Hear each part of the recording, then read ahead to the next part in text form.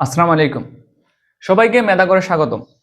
আজকে আমরা বিগত বছরে পলিটেকনিক্যাল ভর্তি পরীক্ষায় আসা একটি প্রশ্ন সলভ করব এবং এই প্রশ্নটা আমরা এমনভাবে সলভ করব যেন এই টপিকস থেকে আসা যে কোনো প্রশ্ন আমরা সলভ করতে পারি।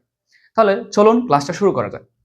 প্রশ্নটি বলছে 5 + 8 + 11 ধারাটির তৃতীয় পদ কত? তাহলে আমাদের প্রথমে ধারা সম্পর্কে জানতে হবে। ধারা হচ্ছে মূলত দুই ধরনের, একটা হচ্ছে গুণোত্তর ধারা, অন্যটা হচ্ছে সমান্তরাল ধারা। প্রথমে আমরা সমান্তরাল ধারা সম্পর্কে জেনে নিই। তাহলে সমান্তরাল ধারা হচ্ছে এমন একটা ধারা যার প্রত্যেকটি পদের ব্যবধান সমান, অর্থাৎ প্রথম পদ যদি এ হয় তাহলে এর পরের পদ হবে a + d, তাহলে এর পরের পদ হবে a + 2d, অর্থাৎ এদের যে ব্যবধানটা প্রত্যেক ক্ষেত্রে ব্যবধান সমান। তাহলে একটা পদ যদি এরকম হয় a + b + c + d dot dot dot dot, এইরকম যদি একটা ধারা হয় তাহলে এই ধারাটির প্রথম পদ কত? প্রথম পদ a। তাহলে প্রথম পদ যদি এ হয় তাহলে দ্বিতীয় পদ কি হবে? বি, তৃতীয় পদ সি, চতুর্থ পদ ডি। তাহলে এই প্রশ্নে আমরা খুব সহজেই বলতে পারি তৃতীয় পদ হচ্ছে কত? 11। এটা খুবই এই টপিক্সের সবচেয়ে সহজ একটা প্রশ্ন। আমরা এই টপিক্সের অনেক ডিপ লেভেলে শিখব যেন এই টপিক্স থেকে আসা যে কোনো প্রশ্ন আমরা সলভ করতে পারি। তাহলে ক্লাসটা কন্টিনিউ করা যাক। এই পদটির প্রথম দ্বারা কত বলছি? এ। সাধারণ অন্তর হবে কি? সাধারণ অন্তর হবে বি মাইনাস এ কিংবা সি মাইনাস বি, দুইটা পদের ব্যবধানটা কি হচ্ছে? তার সাধারণ অন্তর। তো সাধারণত এইসব ধারার ক্ষেত্রে আমরা সাধারণ অন্তরকে ডি দ্বারা প্রকাশ করি এবং ধারাটার প্রত্যেকটা একটা ভ্যালু মানে একটা মান দেওয়া থাকে। তাহলে আমরা প্রথম পদ এবং সাধারণ পদ অন্তর বুঝতে পারছি? নিশ্চয়ই বুঝতে পারছি। তাহলে এই ধারাটির এনতম পদ হবে, এই ক্ষেত্রে এনতম পদ হবে a + n - 1 * d এবং ধারার এনতম n সংখ্যক পদের সমষ্টি হবে।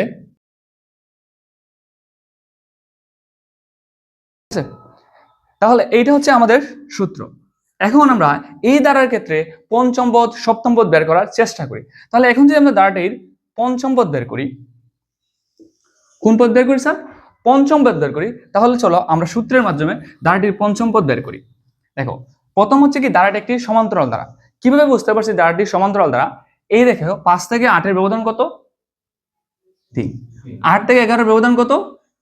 3। তাহলে প্রত্যেক ক্ষেত্রে কি ব্যবধানটা সমান। তার মানে কি সমান্তরাল ধারা। সমান্তরাল ধারার শর্ত কি বলেছিলাম? সমান্তরাল ধারার শর্ত বলেছিলাম যে ধারাটির প্রত্যেক পদের ব্যবধান কি সমান থাকবে। তাহলে এটা সমান্তরাল ধারা। সমান্তরাল ধারার ক্ষেত্রে এনতম পদ নির্ণয়ের সূত্র কি? 1 + n - 1 * d। তাহলে আমাকে কি বের করতে হবে? পঞ্চম পদ। তাহলে পঞ্চম পদ সমান কি হবে বলো তো? প্রথম পদ কত? 5 + n - 1 * d। এটা সাধারণ অন্তর কত? 3। তাহলে 5 + 4 * 3,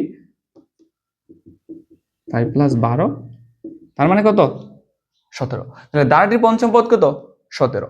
এখন যদি এই ধারাটিরই আমরা n সংখ্যক পদের সমষ্টি নির্ণয় করি, কি নির্ণয় করি স্যার? n সংখ্যক পদের সমষ্টি নির্ণয় করি। তাহলে আমরা পঞ্চম 5টি পদের যদি সমষ্টি নির্ণয় করি, ধারাটির প্রথম 5টি পদের সমষ্টি। তাহলে স্যার কি হবে? প্রথম 5টি পদের সমষ্টি নির্ণয়ের সূত্র কি ছিল? n/2, তার মানে কত? 5/2 ইনটু 2a। তাহলে 2 ইনটু প্রথম পদের মান কত? 5 প্লাস n - 1, তার মানে কত? 5 - 1 ইনটু d, এর মান কত ছিল? 3। তাহলে কি আসে? 5/2 ইনটু 5 ইনটু 2 কত হয়? 10 প্লাস 4 ইনটু 5 থেকে 1 গেলে 4 থাকে, 4 ইনটু 3 কত হয়? 12। কত আসে? 5/2 ইনটু 22। তাহলে 22 2 ভাগ করে 11, 11 ইনটু 5 55। তাহলে ধারাটির প্রথম 5টি পদের সমষ্টি কি হবে? 55। তো এইভাবে আমরা যে কোনো একটি ধারা থেকে সমান্তরাল ধারার যে কোনো পদ নির্ণয় করতে পারবো এবং যে কোনো পদের সমষ্টি নির্ণয় করতে পারবো।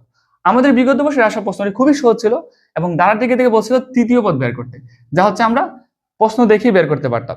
তবে এই চ্যাপ্টার থেকে মাঝে মধ্যে কঠিন প্রশ্ন আসে থাকে, তো সেই ক্ষেত্রে তোমরা হচ্ছে এই সূত্র দুটা মনে রাখবে। তো তোমাদের আজকের ক্লাসে মুখস্থ করার পার্ট হচ্ছে এই দুইটা সূত্র তোমরা খুব ভালো করে মুখস্থ করবে, এবং আশা করি ক্লাসটা বুঝতে পারছো। আমাদের প্ল্যাটফর্ম থেকে নিয়মিতই এই ধরনের এমসিকিউ সলভ করা হবে। সবাইকে ধন্যবাদ।